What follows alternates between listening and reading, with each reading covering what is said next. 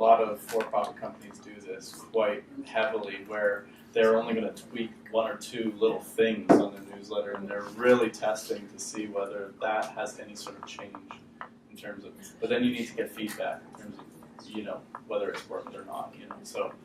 Anyway, and sometimes they'll send it. I think we talked about this at like another brown bag, but they'll send it to say like 100 of their supporters, see which one like has a better click rate, and then use that version to send it out to everyone else. Yes, exactly.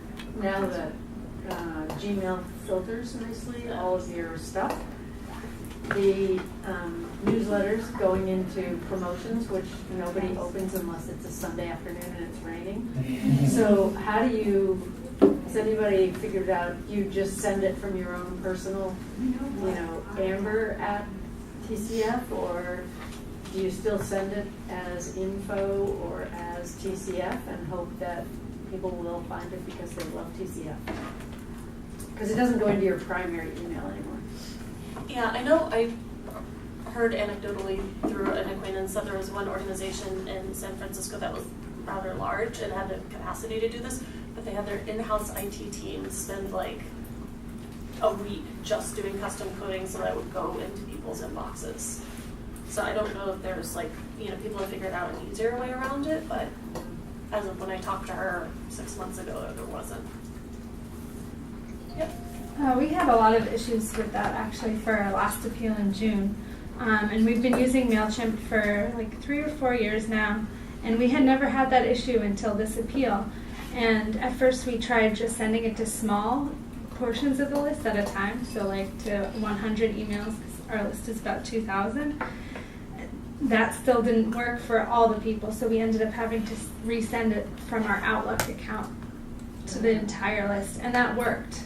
But then we didn't get any of the feedback information that MailChimp gives, which we want to use to figure out how our newsletters are doing. So we found a way around it, but we weren't able to collect any data then.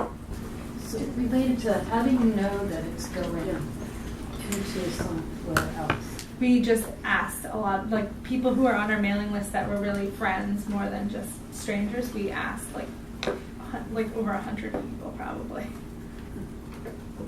to check in their promotions.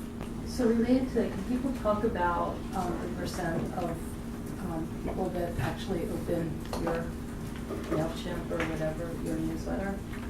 We usually get about 25 to 30%. And we have about 6,500 people on our mail list.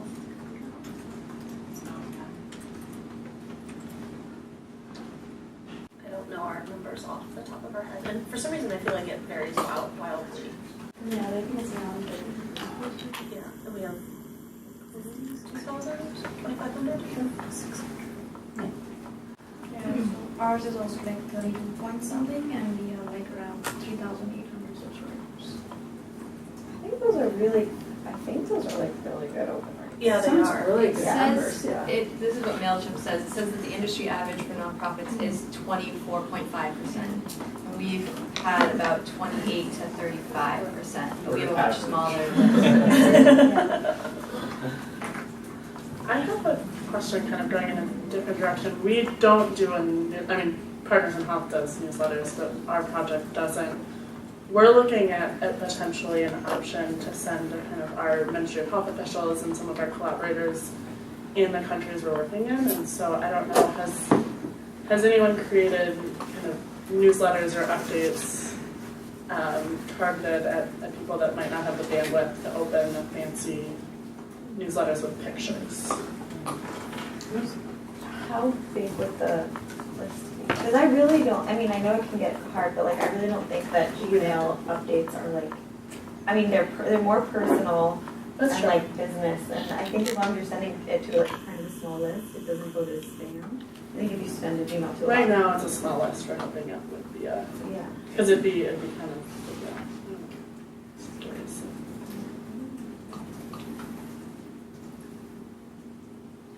Other questions do we have on So, the proofreading process. It can get a little hairy. It's that's a lot of what takes a lot of time is that proofreading process. Does anyone have any good processes that they go through to make sure that your newsletter is as good as it can be? Do you have certain people that you always go to? Oh, I was just gonna say, it always helps for us if we just have someone look at it who hasn't seen it at all or works on it at all. We only have 3 people working on our newsletter, but usually, yeah, chances are one person hasn't seen it yet. They always seem to find stuff, so. And I send it to my mom. Because I'm like, oh, my mom can Yeah. understand it, and like it leads to her. And I think just having someone outside the organization, so they could be like, okay, that like jargon or that acronym doesn't make any sense.